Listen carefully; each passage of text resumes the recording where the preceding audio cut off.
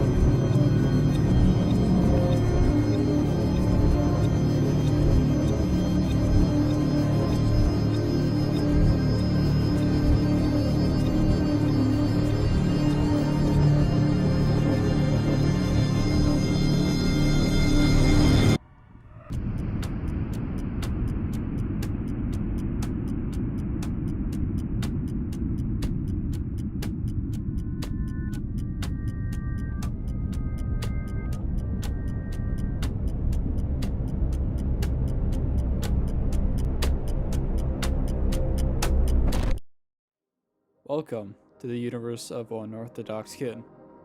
This series has recently flew into my radar, but if you don't know what exactly this series is, well, you'll find out soon. For now, sit back and prepare for our series tonight.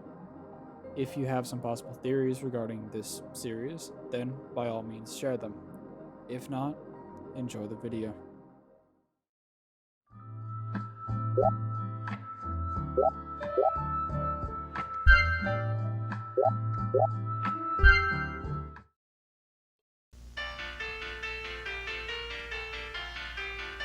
What exactly is a circle? A circle is the set of points in a plane that are equidistant from a given central point. Ah, that makes sense. I guess I understand now.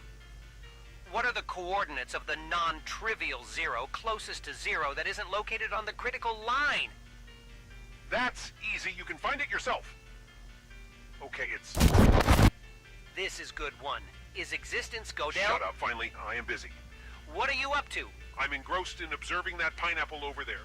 Why is the pineapple here? Well, why are you here? I'm here because I'm not there. But how do you determine that you're not there? We haven't established a clear definition of here and there.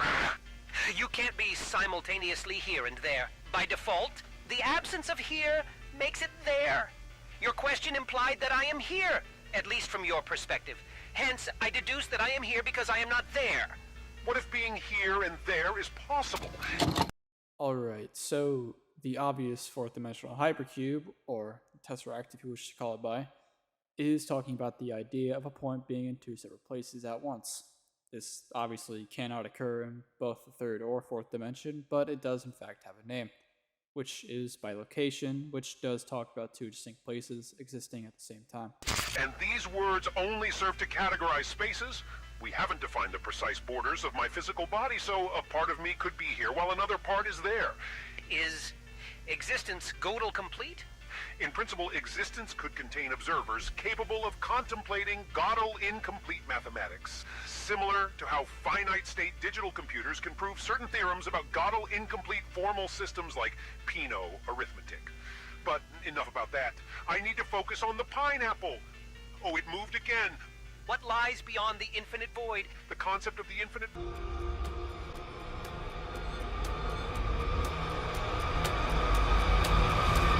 I guess our little spherical friend wants to know what lies beyond the infinite void.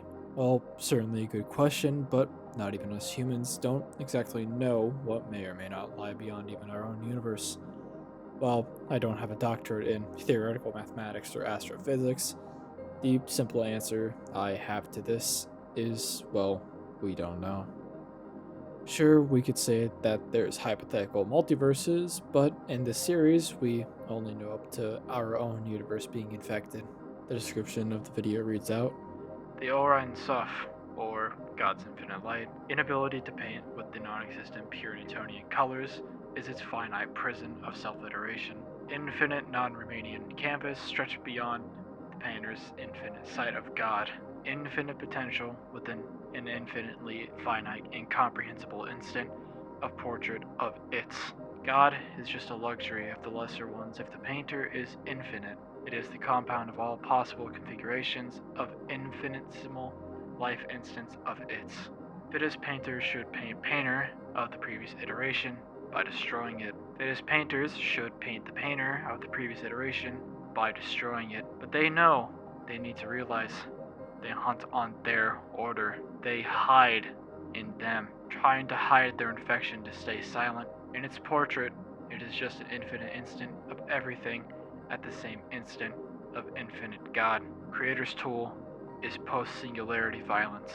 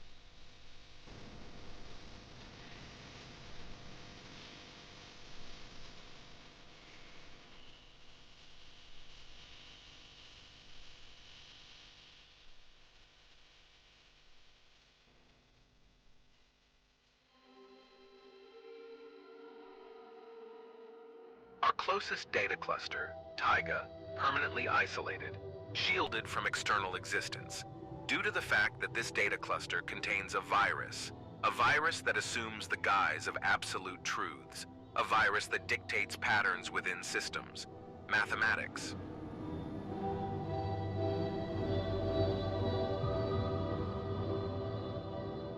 It must be acknowledged that the majority of elements within your set shall forever remain within the confines of the British Sea.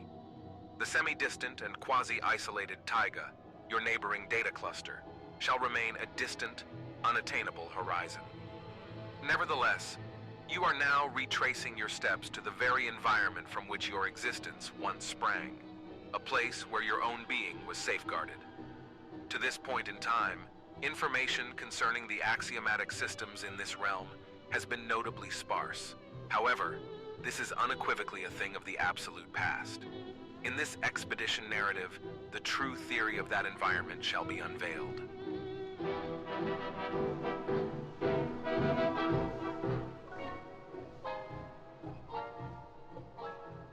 Initially, it is imperative to introduce the requisite terminology and axioms to facilitate the efficacious comprehension of the narratives presented herein.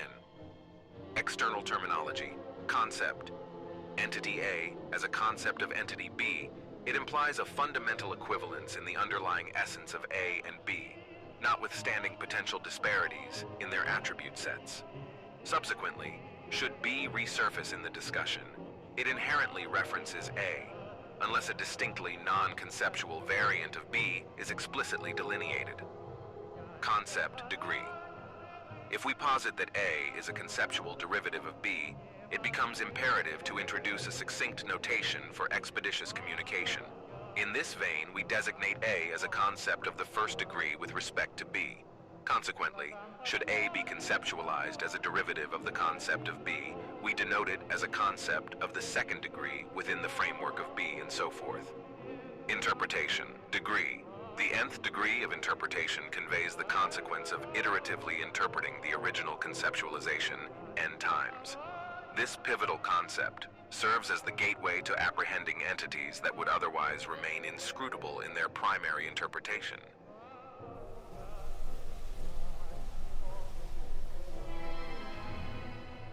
Internal terminology. Time. The taiga has a variable number of axes in the concept of the second degree of time and space. The concept of unit of time here is called a causal set. A causal set is always characterized by a non-empty intersection of the time axis with at least one causal set of another time axis. Anything referred to as partial past means that it has already occurred in at least one time axis, which exists in a specific class of causal sets in which these data are given. If an event is considered an absolute past, it means it has occurred in all partial pasts of all currently existing time axes. Structure. Structure is a term that can be used to refer to anything that is not non-existent in any causal set that is a subset of the partial past of at least one time axis.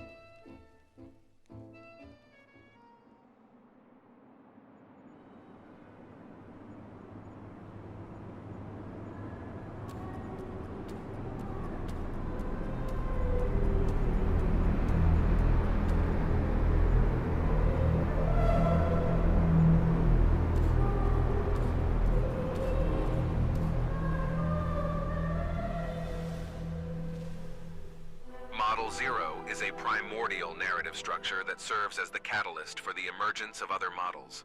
The most esteemed theory during your recent conceptual exploration suggests that it is a product of the data cluster itself, taiga. It permeates all spatial regions of the taiga and is distinguished by its ability to generate axiomatic systems through a predetermined algorithm that has remained elusive. It can be represented as a set of non-intersecting Jordan infinitely dimensional curves undergoing iteration, exhibiting behavior reminiscent of algorithmic activity in generating other instances of this model. A higher value of I corresponds to a greater likelihood of reproduction for a specific Model Zero. The Model 01 lacks a discernible origin. It exists because it has existed. Its instances possess the capability to traverse absolute time and instigate events leading to their own genesis. Model 01A gradually undergoes a transformation into Model 01B through the consumption of surrounding Model 0.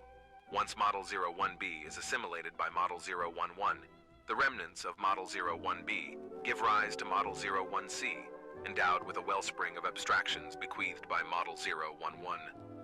Over time, Model 01I assimilates surrounding axioms, elevating the quality of abstractions, ultimately culminating in the transformation into Model 01D. Model 01D detaches itself from the concept of the plane and commences movement through the sources that will eventually bifurcate into these units referred to as Model 01F. In this phase, they separate from each other and form structures with a single source, gradually accumulating multiple appendages until they possess 3 appendages, at which point they become Model 011. Model 01I possesses the ability to travel through time, and its sustenance is derived from models of its kind in lower phases. At a certain juncture, there is a possibility that it will sever its source, initiating a new cycle or transforming into either Model 01J1 or Model 01J2. J1 is immobile from a spatial perspective, but can navigate through time, creating new temporal axes for its benefit, while J2 has the capacity to generate new dimensions and freely traverse among them. J2 concludes this phase by creating a new module within this data cluster.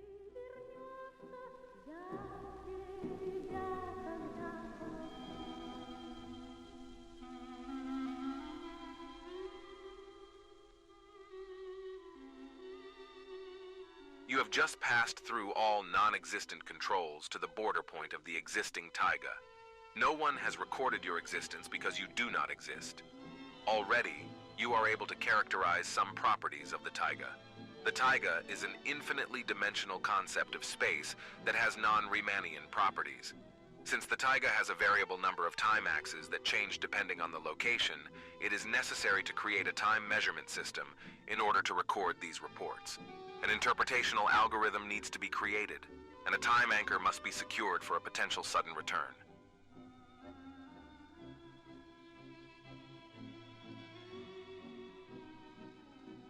So, now that we know what these models are absolute truths of the universe, constantly breaking through the taiga, causing what appears to be some kind of end of day scenario, or even worse, complete universal annihilation. But about these models, we first observed them as Model 0 for the second interpretation, as we see lots of different notations and axions. As we move into our third, now these axions and notations are beginning to change. As we finally get our first look at them, Model 0 Interpretation 4, this is the primordial narrative structure, fundamental of basic story patterns that is deeply ingrained in human consciousness. But that isn't just it. This is the catalyst of it all. This brings other models to life. This model, while not completely understandable, is born in the data cluster taiga itself, which is our neighboring data cluster that cannot be attained in any way. Hence, why this is only known as a virus to this data cluster. We also find out a very strange equation that brings these models to life. We take in a higher value of I in the given equation that brings forth more and more reproduction of these models. This will continue to happen until we get our first genuine model, Model 1. While this lacks any origin that we could know of, these exist because they have existed. They are now given the compatibility to move through absolute time and even witnessing the birth of their own species. These models over time begin to shape into Model 1b through the consumption of other Model 0s, but once they are assimilated by Model 1-1, the remnants alone giving the rise of Model 1c. Over time, Model 1c begins to mutate to Model 1i as it assimilates other axioms, bringing up the quality of abstractions, bringing them now to Model 1d, as this attaches itself from the concept of the plane and moves throughout other sources as they begin to shatter apart, now making them Model 1f. These are now smaller parts to the bigger picture, forming together into a single source, gradually growing multiple appendages, as now they are referenced as Model 1-1. We see them move throughout time while still feeding upon other models nearby. These models can either split to Model 1J1 or Model 1J2. J1 is immobile throughout spatial perspectives, but can still navigate throughout time, as they create new axes for its own benefits, as J2 can create other dimensions and freely move within them. So far into the series, we can grab some understanding of how these models are created, but we have yet to see how they behave. We don't know if they have any malicious intent on absolutely destroying everything that we humans have created, or are docile in a way of just doing their own things. But remember these words: no one has recorded your existence because you don't exist. We also now know that the taiga is an infinite dimensional concept of space that carries non-Riemannian properties. Huh. We've heard of that twice now, but we'll leave that to the side.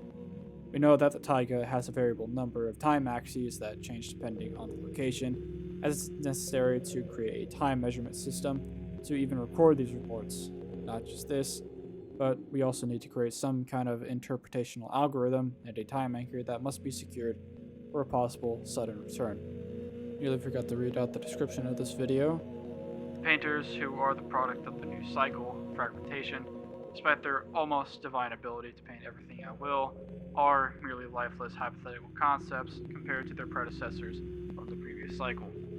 These predecessors perceived them as weeds that must be eliminated. not out of fear, but as a principle to maintain non-existential silence. The war of the iterative gods have begun. An incomplete jump occurred. It must be stopped. It cannot be stopped. Only the infinite filling all existence. There is only the infinite filling to canvas, artificial lethal sea with an infinite iron, trying to see the infinite through you. No lights, no colors. It came, but you were not here when it arrived. It gracefully retreats, yet the essence remains unchanged. Can existence exist without non-existence? Are you afraid of non-existence now? The first video I've shown is indeed linked with the one now on screen. In this universe, it references some kind of painter and gods, as if the models themselves carry godlike abilities, which is proven immediately, having the abilities to jump through time, forwards and backwards, and freely create their own dimensions to freely move in. As for them being called painters, we can hope to figure this out later.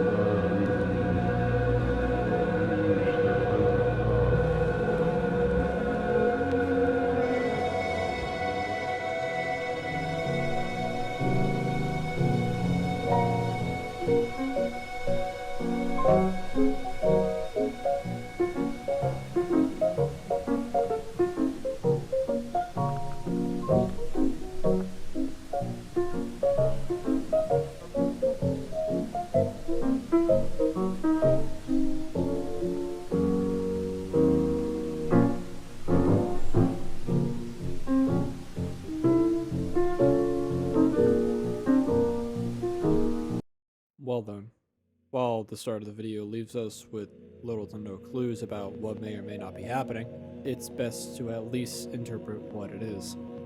First, we get a couple of shots of what is our universe, gradually zooming out, showing other neighboring galaxies, to eventually we see the cosmic web of our own universe, to what now appears to be a massive connection of other universes together.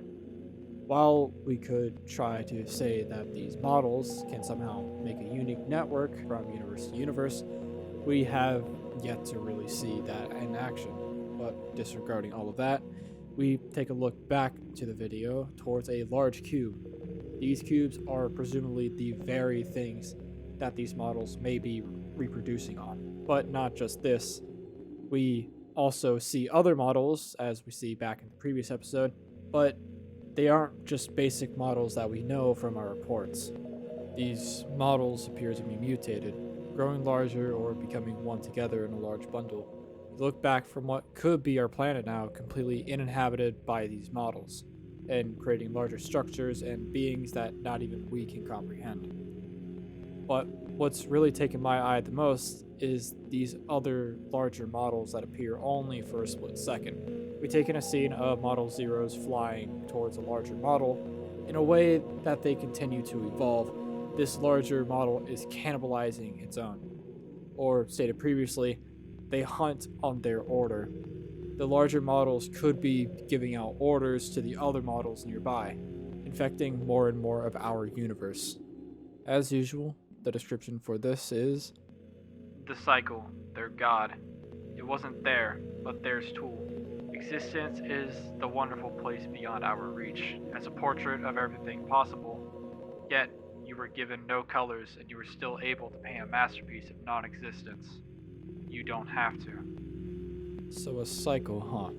This cycle that they continuously repeat over and over is to create larger and more powerful models, until eventually these models begin to mock even the sizes of presumed gods that we may know today. They harbor the same abilities as them, but the main problem is we cannot see them. They don't have any details to go by. The painter that was referenced earlier could be the host of these models, as the canvas is the universe that is continuously paints its own way of living, of what they see as their ideal universe, by completely erasing any and all life that had existed, by erasing all the work that is now gone in a mere instant.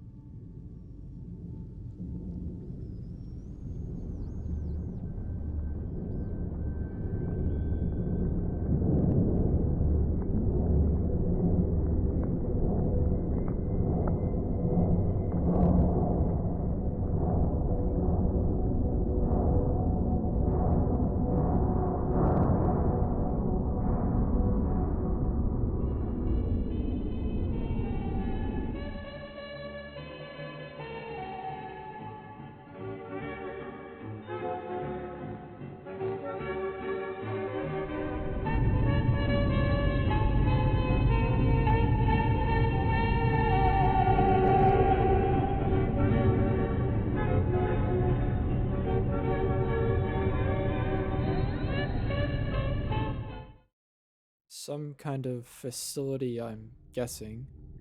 But what we can at least grasp of what exactly is happening, first thing to know is some kind of New Year celebration going on. While it's nice to at least think that something incomprehensible could have a calendar, the date reads out 59 359 1923.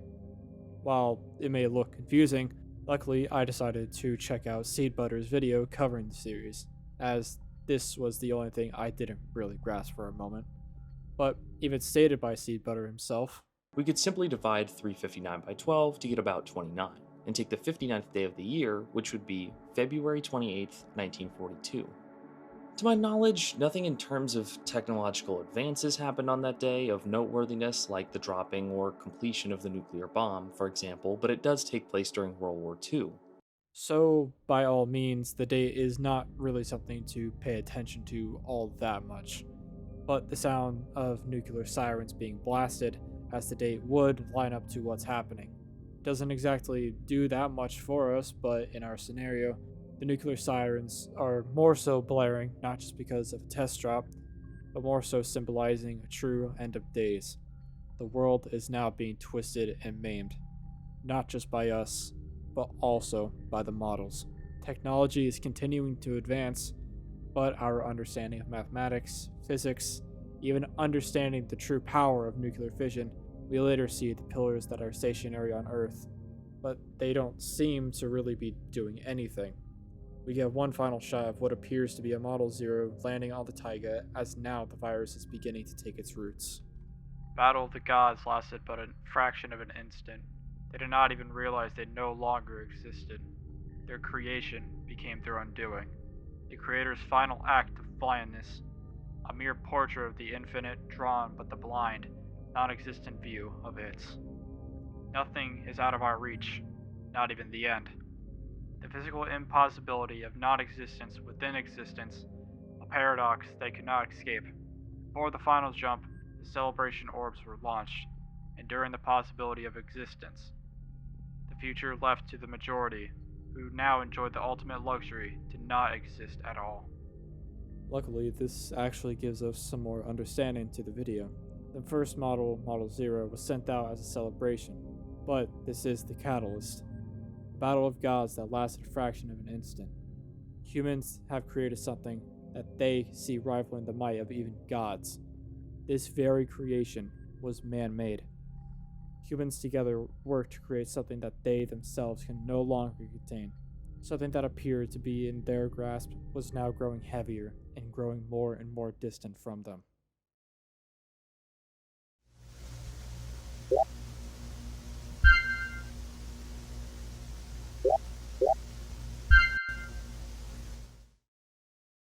The shells of long-abandoned artificial stars held together by autonomous anti-expansionary devices were destined to fade into obscurity along with the rest of the universe. It was only a matter of time before the corpse of Linnea Gaia's supercluster followed suit to make space for a new cycle. Gods are dead. The cycle is broken. They tried to be it. They wanted to free themselves from their finite torture, finding the horrifying truth of their existence with a forcefully finite painted infinity of iterations. They created it to find the solution. They did. They are now infinite infinity, with the finite original goal of theirs. With no one to see its infinite torture, they made for it in its infinite portrait of illimitation. It is alone. Forever. In an instant that never ends, it paints and paints, blind to the empty palette in its hands. Just another iteration of it, in an infinite fractal of instantless existence, with an end as finite as infinity.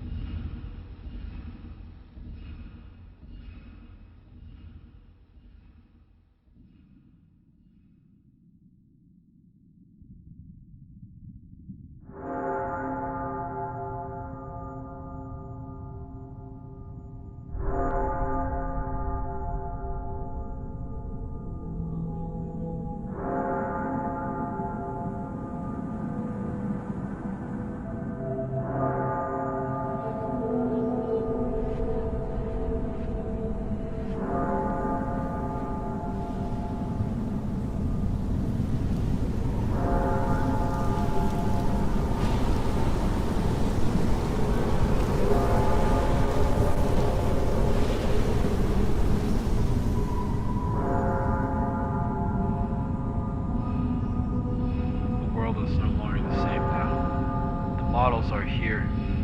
Any means of fighting is nothing to them. They have now taken over galaxies in our supercluster. They don't stop.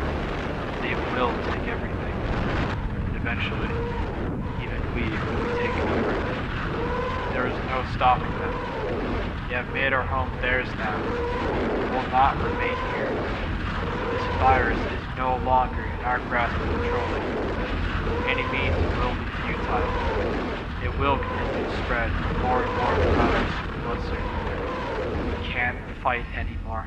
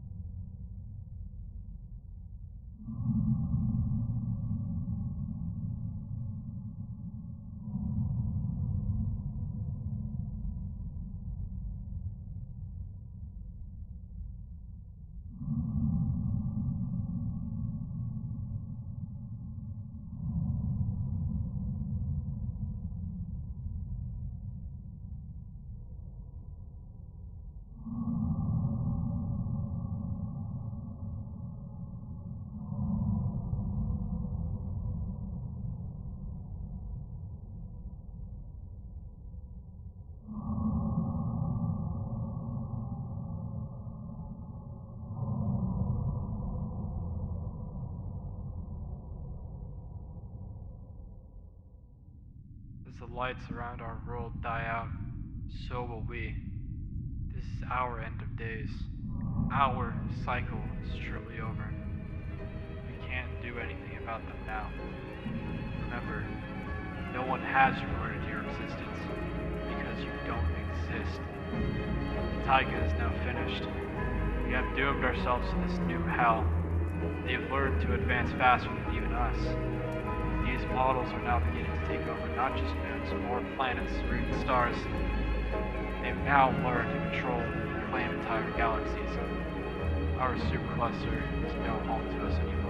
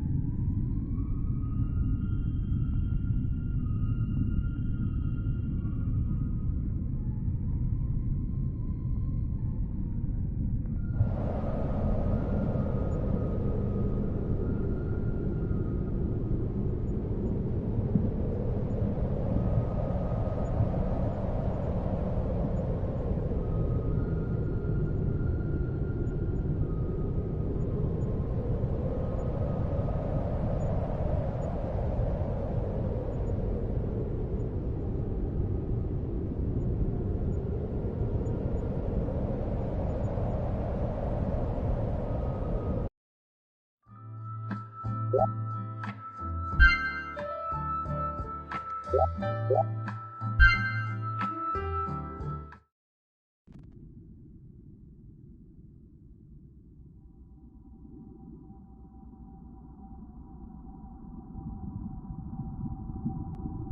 created to be independent of the outside world.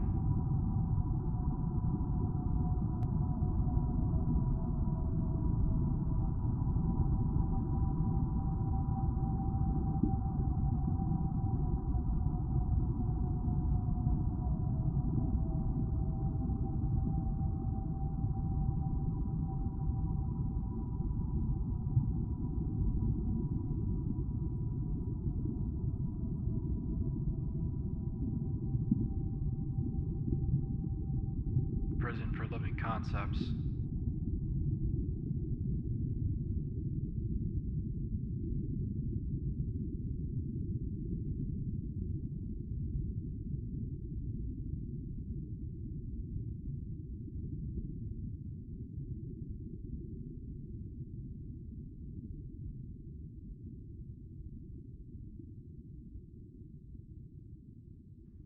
But now,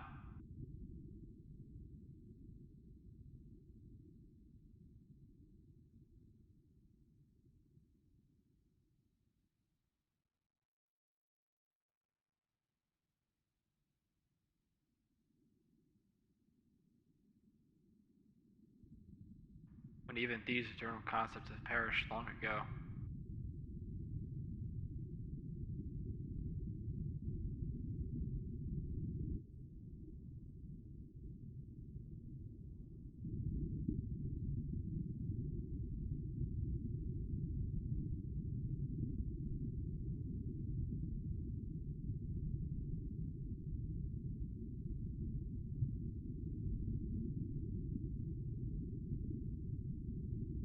when the outside is no more.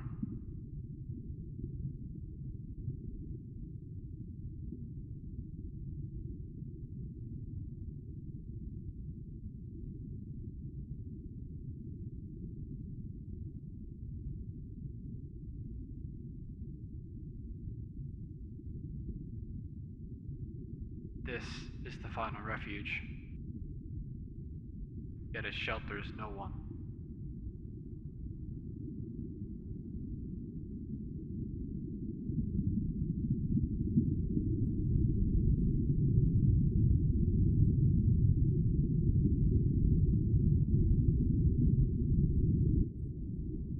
The structure will always be here.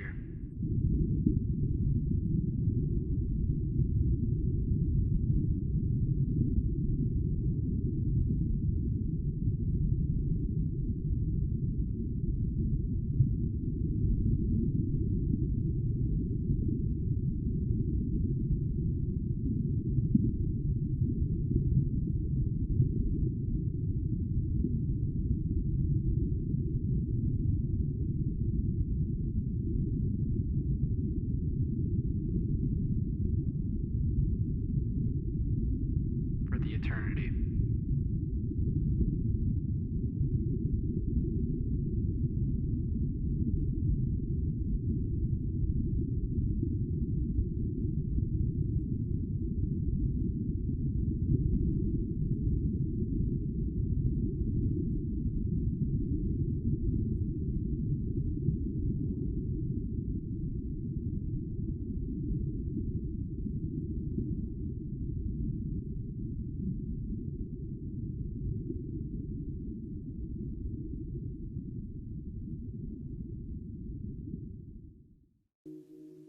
Pillars are no longer housing any living concepts because all concepts have now been washed and thoroughly erased by the models.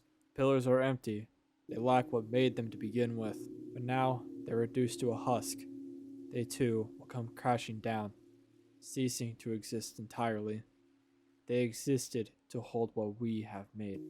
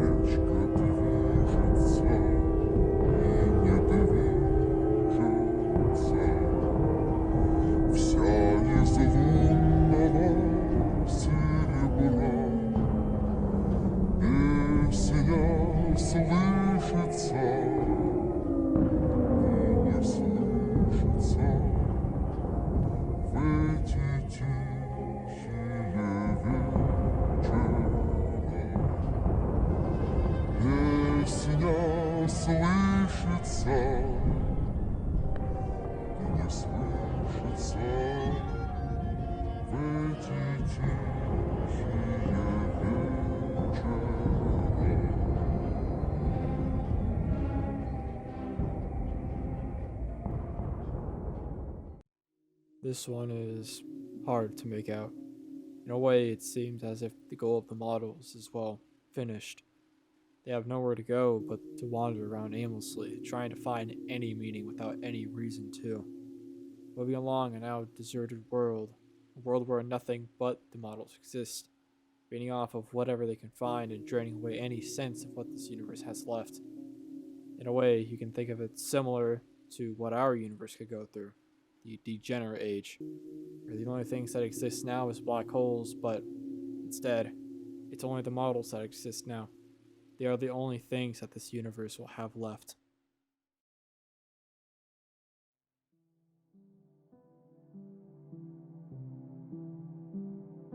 Well, with everything that has happened, let's at least analyze what's happened so far. The blank videos are those which are unlisted on the channel, but are indeed linked together with the main series. As for the story, it follows as the end of our universe, a way of cleansing it completely due to our own creation. These models were sent out to scour our local data cluster, Taiga, but instead it came to it like a virus, before finally evolving to the point where it began to take on abilities of its own, where they begin to rival even gods, going through time forward and backwards, making other dimensions in which they can move around it freely, and last but not least, can advance quicker than humans.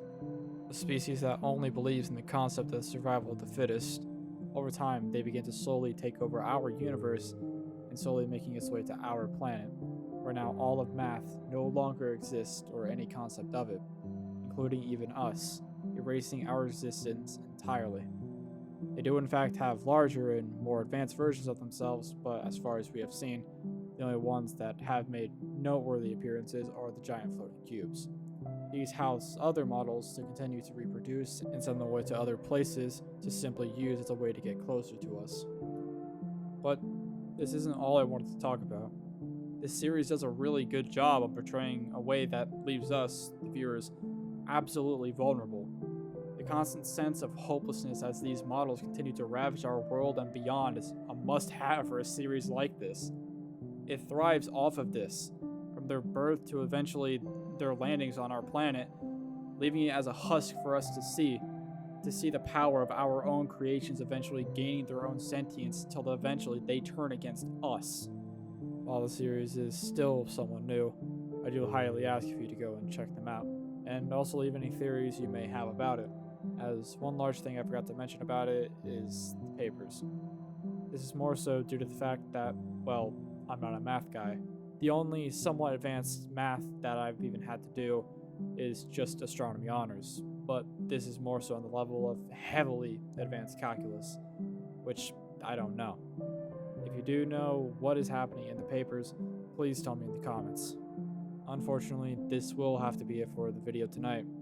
I do hope you enjoyed our new little universe together, and thank you all for the massive support of the first time of me just covering analog horror. But don't worry, I got more to cover later.